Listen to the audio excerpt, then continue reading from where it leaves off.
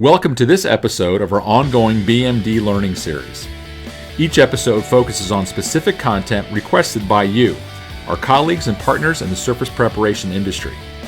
If you find these tutorials informative and beneficial to your business, why not support future videos by subscribing to the BMD YouTube channel? And don't forget to click the bell icon to be notified when we post future videos.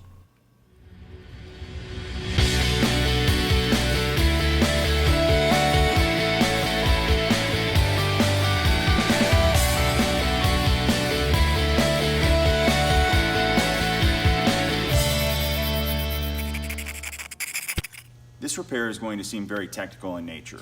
Really, all that's trying to be done is to repair the damage that's been mechanically done to the concrete by an acidic compound. In this case, it was a 3-to-1 muriatic acid to water dilution with basically the intent to do the damage that was done, to physically, mechanically erode the cement paste from around the sand particles.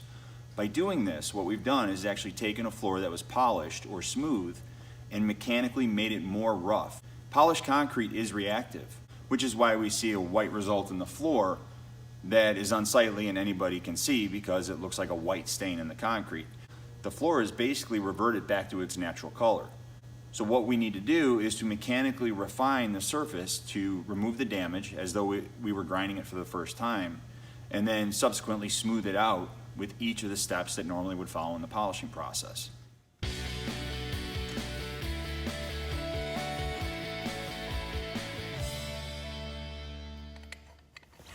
One thing we want to be really careful about is not extending this work that's done with this machine any more beyond this area than what we have to, because the farther out that we go with this primary cut to remove the damage that's going to equalize it with the area around it, is the bigger we go, the more area we're going to have to cover with the next step to blend that cut into the field area. So the primary cut that flattens everything out, or what we hope will flatten everything out, if we go out an extra 2 feet, then that means the next step's going to have to go out at least that 2 feet plus more, which means we'll actually be making more work for ourselves by having gotten a little too aggressive and opened up more of an area than what we wanted to. We really just want to stay focused on the area of damage and spend as little time there as possible to get it equalized.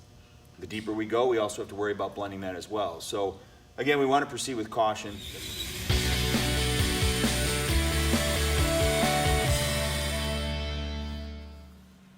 Now that the mechanical work has been done to remove what we believe is all of the damage, the next step is going to be densification.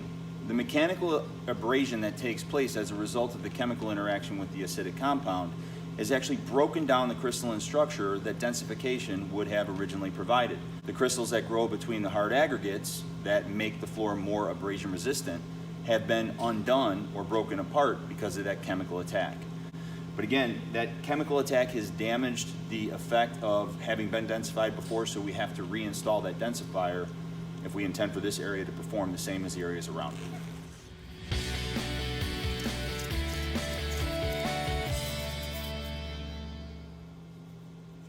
One thing I can do is I can put down a little bit of tape to keep myself inside my area, because once the water starts to flow, it's going to be really hard to tell where I've been.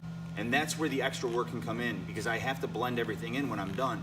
So rather than having this small island become very big, I can control myself by only having my machine go out each time about an inch, maybe a little bit more.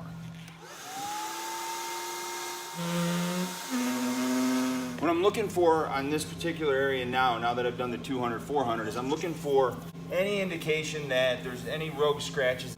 I shouldn't see any differing colors of white at the outside edge. If I do, what that means is that the refinement at the outside edge is not the same as it is in the center. So as I've refined this area, if I see that it gets lighter right before it gets dark again, then that means this area is not been fully refined as much as this area, and obviously there's going to be a white line right here where the repaired area doesn't fully blend or subtly blend into the field.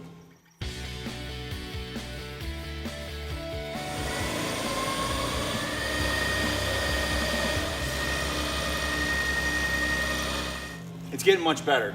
The whiteness that was here before, the lighter color, is now blending in better because now we're at an 800 grit diamond run dry.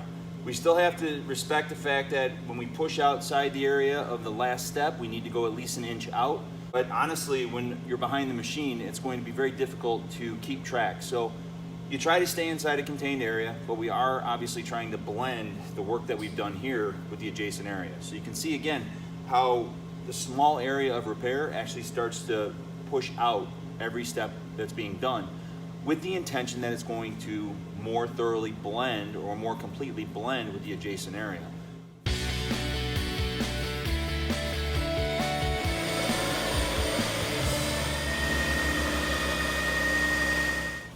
As far as the color goes, we still have obviously a lighter area of color because of the work that was done. In time, I believe it will blend in pretty well as far as the color. The problem that we have, and this is going to be a legitimate problem for anybody in the field, is that the area that surrounds it actually has less clarity than the center area already does. So if I go with the next step, which is a 3500 grit, and I bring it up even higher so that it gets more refined and will also get darker and help the blend better, I'm gonna have a big shiny spot in the middle of the floor. It's better than it was. The next step will be with a burnisher. This same result could be achieved with a swing machine, but what I'm gonna do is I'm gonna run a diamond impregnated pad over it to try to blend it in with the other area, maybe give it a little bit more of an orange peel if I can, because the surrounding area is somewhat orange peeled.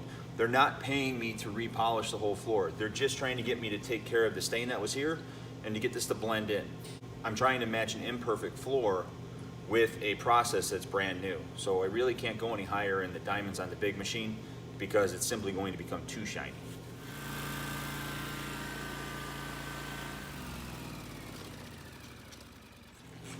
The shine's been restored to basically what the field area is. Picking up the light in the floor, it's about the same.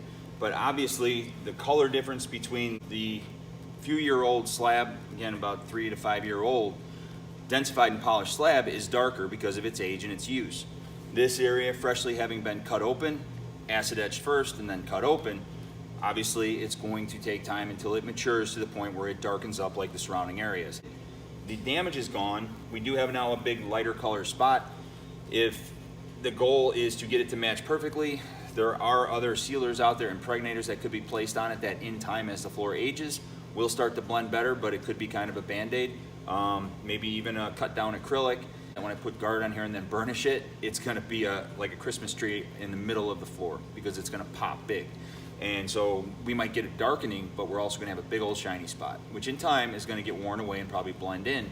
But again, this is stuff to talk about with the owner before we get to this point in the process. We want the owner to understand that we're going to make our best effort to get this to blend. Mechanically, it is sound again. Chemically, it is sound again because it's been densified. But when it comes to the overall appearance, the aesthetic value of it, it's better, but we want to make sure the client understands ahead of time that what they're paying us to do, we have truly achieved to the best of our ability based on the limitations of the floor. Thanks again for watching. Any comments, please drop them below. Drop us a like if you like what you see.